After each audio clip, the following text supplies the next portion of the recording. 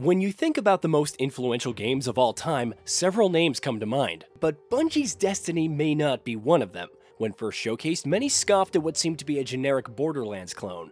However, upon release in 2014, it was a massive success, despite its various issues. More importantly, it gave us a glimpse into what would become a trend that lingers today: live service gaming.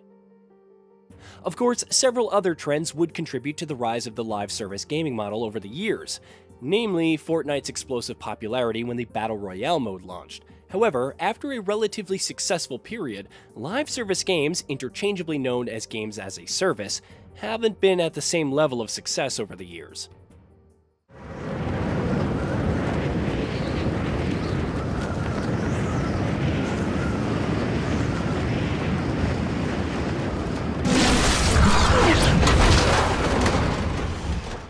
That didn't stop Sony from acquiring Bungie last year and announcing that it would release 10 live service games by 2026, which it later updated to 12 live service games by April 2026. Even if it couldn't have predicted the layoffs that the industry would suffer a year later, there was plenty of concern over the decisions based on trends alone. Over time, we learned that Naughty Dog's The Last of Us multiplayer project is one of them. It wasn't the first time it was mentioned. Naughty Dog confirmed that Factions, the multiplayer mode from the first game, wouldn't be in the sequel but teased its eventual return. In 2022, a data miner discovered some leftover assets in The Last of Us Part 2, which indicated potential multiplayer implementation. However, the year prior, the developer confirmed it was working on an ambitious project and would reveal more when it's ready. An official reveal would finally happen at the Summer Games Fest in 2022 when director Neil Druckmann officially announced the untitled multiplayer project. Very few details were provided, but it was to be set in a different part of the United States with several veterans who worked on Uncharted and The Last of Us on board. It was also touted as being as big as any of our single-player games that we've done, in some ways bigger. It's got a story. The way that we're telling the story is very unique to this game. It's got a brand new cast of characters, it takes place in another place, in another part of the United States, and it's really cool, said Druckmann. Now there's a town a few miles north of here. There's a fella there that owes me some favors. Good chance he could get us a car. Okay.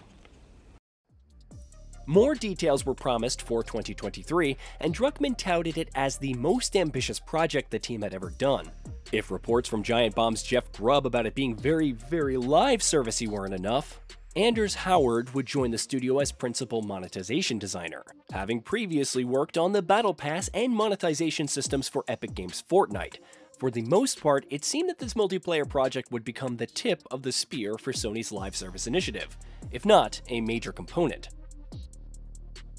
However, at the PlayStation Showcase in May, where other multiplayer titles like Concord, Fair Games, and Marathon, there was no sign of Naughty Dog's project. It later confirmed that the project needed more time while reassuring that it had other games in development, including a brand new single-player experience. Once again, there was the assurance that additional details would be shared soon. Behind the scenes, trouble was brewing. A report by Bloomberg's Jason Schreier revealed that the multiplayer project had run into issues following an internal review by Bungie, which provided its expertise to evaluate Sony's upcoming live service titles.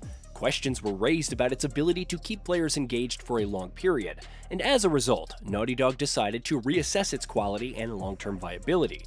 The development team was scaled back, with several members moving on to other projects, but the project wasn't cancelled. I really hope you make it.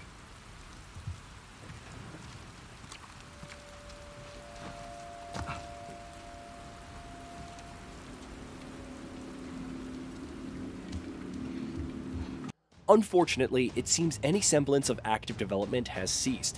A new report by Kotaku revealed that 25 contract workers had allegedly been laid off at the studio from departments ranging from art to quality assurance. Sources also claim that while The Last of Us multiplayer project wasn't completely cancelled, it's on ice for now.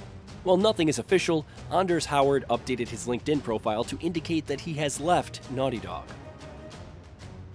This lends further doubts to the project's future. No permanent employees were reportedly affected by the layoffs, but that so many contract workers were released indicates that it isn't a focus for Naughty Dog at this time.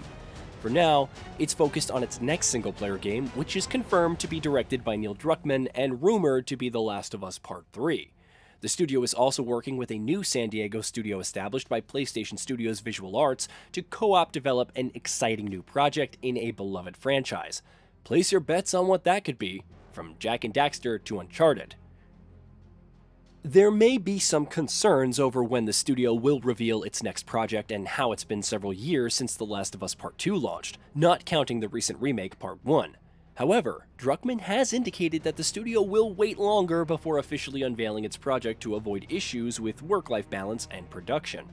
In a way, that can be seen with the multiplayer project. It didn't receive any gameplay, much less an official name or marketing campaign.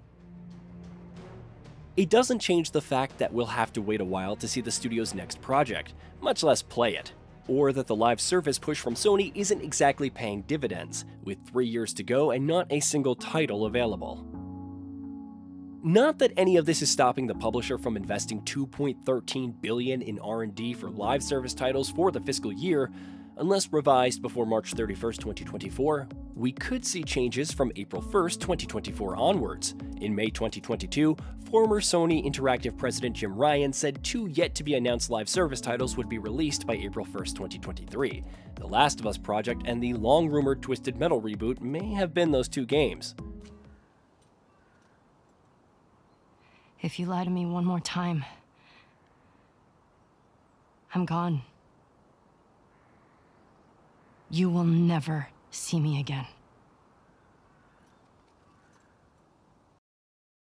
Ryan is retiring from his position by March 2024, considering there are live service titles in the works at Jetpack Interactive, Guerrilla Games, namely its Horizon co-op game, PlayStation London, and more.